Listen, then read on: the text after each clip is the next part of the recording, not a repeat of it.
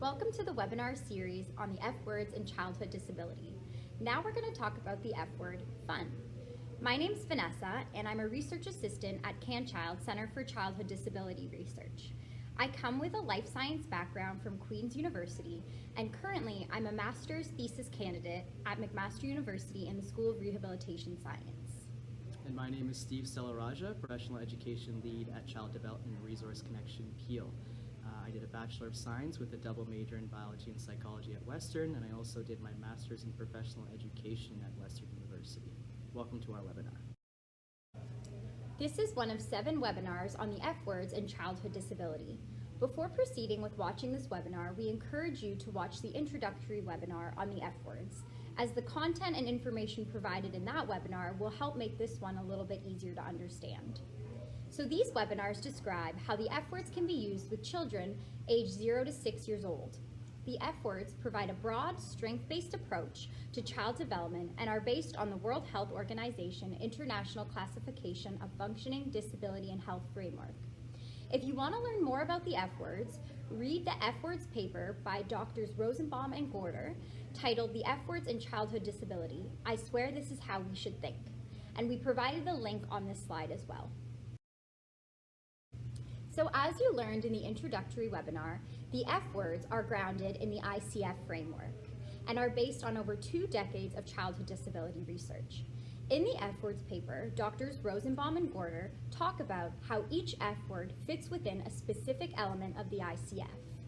When we're talking about the F word fun, specifically, we can think about personal factors. This is because we want to think about what's important to the child. What does that child like to do for fun? What are their favorite games? What are their favorite toys? What are their favorite activities? And this is the most important thing when we want to think about what's fun for a child. We need to think about what's important for them. Another important component to think about when we're thinking about these F words and the ICF framework is that the F words actually span upon and connect with different ICF domains. So for example, when we're thinking about fun, we can also look at participation. So while a child is engaging in fun activities, they're also participating in meaningful life situations. So for example, they could be playing with their friends at the park, or hanging out with family at home, building blocks, or completing a puzzle. Things that are important to them and allow them to participate. So what do we mean when we're talking about fun? The Oxford English Dictionary defines fun as amusement, especially lively or playful. And for children, having fun is a byproduct of playing. So exploring their environment, playing with new toys, building blocks, this is all fun for children. And as I mentioned before, fun is also a result of participating in meaningful and entertaining life situations and activities. So for example, playing tag with their friends. They're participating with peers, but also having fun while doing so. It's also important to note that fun is subjective. That is, what is fun for one individual may not be fun for another. People have their own predisposition on what is fun based on their personal experiences. This is especially true for young children. Children will engage in activities that they consider fun if these fun activities are positively reinforced by the adults around them. For example, think of a child digging in the mud to search for worms. Depending on the adult's perspective of this type of play, it will either be punished due to it being a messy activity or positively encouraged and reinforced due to this scientific inquiry that the child is engaging in. This is partly due to the connection between play and culture. Different cultures value and react differently to play, which causes a reciprocal relationship between culture with culture and play simultaneously influencing one another. As previously mentioned, in the world of early childhood education, fun and play go hand in hand. Children invest time and energy into their play and appear to have an innate desire for it. This suggests that play has developmental benefits, both short-term and long-term, and can in some cases be related to an evolutionary advantage in engaging in play. For example, running and climbing can support the physical development of muscles in children. Children who engage in social play acquire pro-social skills and language development that will help them interact with others and thrive in a community setting. Even our early years pedagogy in Ontario highlights the importance of play by stating that early childhood programs provide environments and experiences to engage children in active, creative, and meaningful exploration, play, and inquiry. Having fun also directly supports children's positive mental health and helps them discover their own personal strengths and interests, leading to a positive self-image. When we're thinking of fun in the terms of service providers, particularly we can think of occupational therapists, and having fun is regarded as an important aspect of child development. So as an OT might help an adult who's been newly diagnosed or just suffered an injury get back on their feet to get back to their job or with those necessary activities of daily living, the OT can also help the child. So for example, a child's job is to grow, to learn, to play, and to have fun. So the OT and other therapists can use play to engage children and meet those participation goals. So therapists typically use fun activities and games that help children develop necessary skills. So for example, a family's goal might be for their child to go and play in the park. When we're thinking about this situation, we can think about a lot of different developmental skills that will benefit from this. So for example, the child might be playing in the sand, touching the toys, touching the equipment, working on those sensory skills.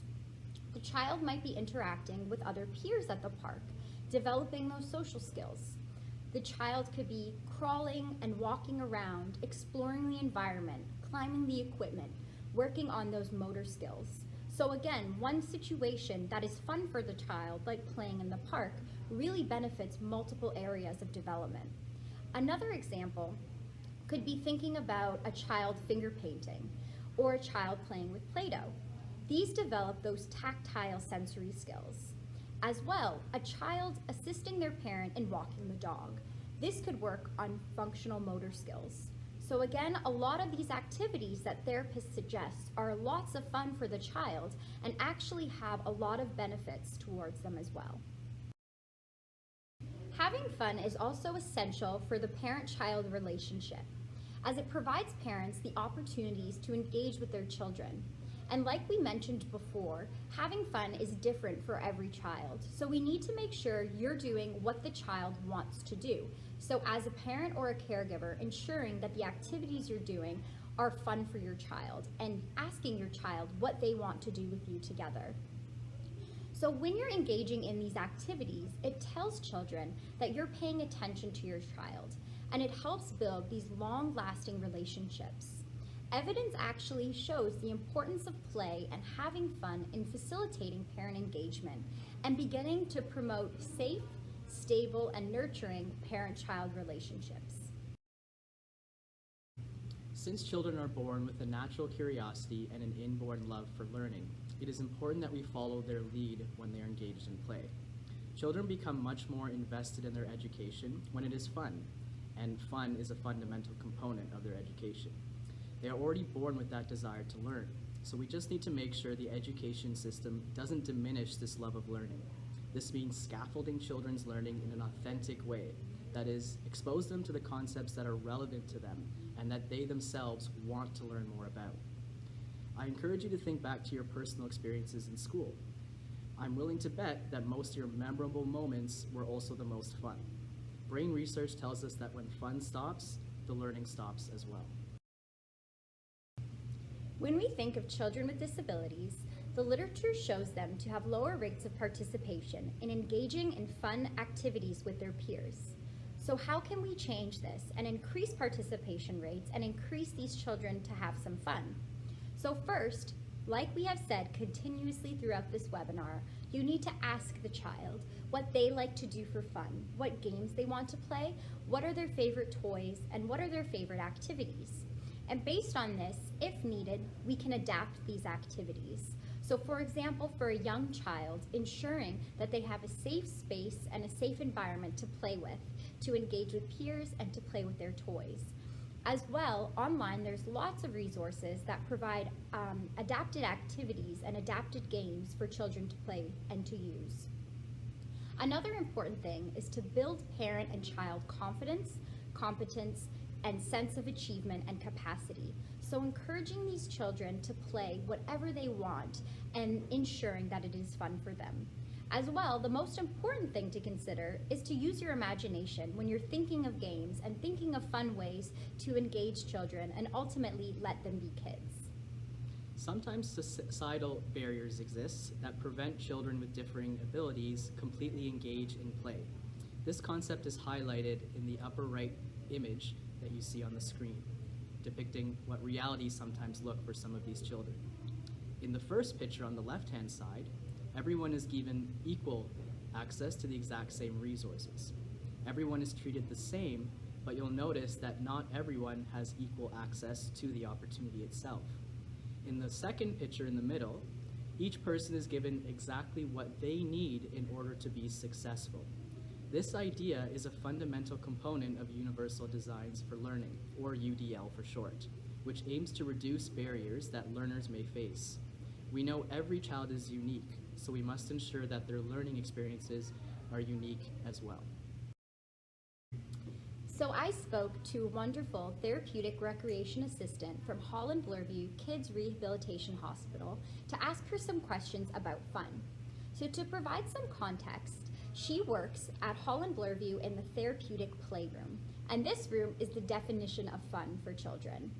In this playroom, they work with clients age 0 to 6 and meet the needs of their developmental skills and ultimately let them be kids. It provides them a break from that hospital environment where they get to go in, play with toys, interact with peers, and just have some fun.